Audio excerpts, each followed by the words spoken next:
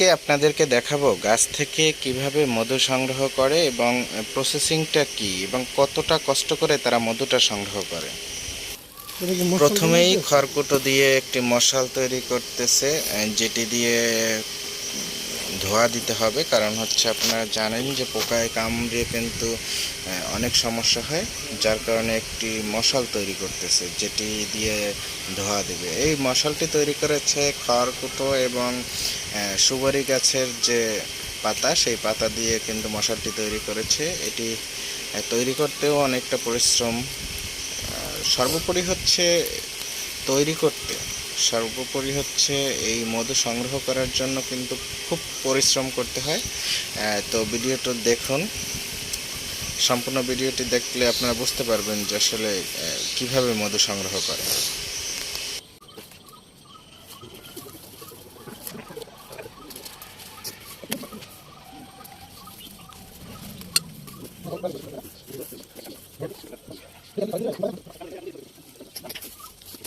মশাল তৈরির কাজ শেষ হয়েছে, এখন কিন্তু এটি নিয়ে গাছের নিচে এবং এর পরবর্তী যে ধাপগুলো আছে সেগুলো কমপ্লিট করতে হবে। আপনারা পর্যায়ক্রমে দেখতে থাকুন, আমরা আছি আপনাদের সাথে।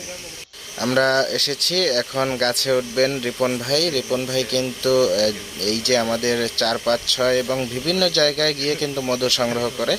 মধু সংগ্রহ করতে হলে যে তার পোশাকটি দেখেই আমার অদ্ভুত লাগে।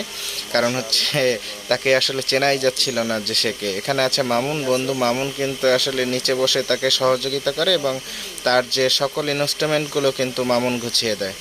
রিপন ভাই প্রস্তুতি নিচ্ছে গাছে ওঠার জন্য এবং তিনি কিন্তু মন্ত্রতন্ত্র পরে এই যে বালতি এবং মশাল, এবং আমি তাকে জিজ্ঞেস করেছিলাম তার সাথে গ্যাস লাইট আছে কিনা। গ্যাস লাইট তার সাথে আছে।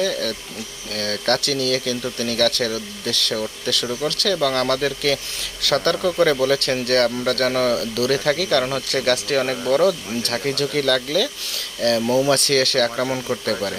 তো তিনি কিন্তু আসলে আল্লাহর নামে দোয়া কালাম পড়ে এবং তার যে মন্ত্রতন্ত্র আছে সেগুলো পড়ে গাছে উঠতে শুরু করেছে এবং তিনি কিন্তু উঠতেছে এবং আমাদেরকে বারবার বলছিলেন যে আমরা যদি ভিডিও করি সেক্ষেত্রে যেন আমরা গায়ে কিছু পেঁচিয়ে নিই, কারণ হচ্ছে মৌমাছি এসে কিন্তু আমাদের উপর আক্রমণ করতে পারে এবং কামড়ে দিতে পারে।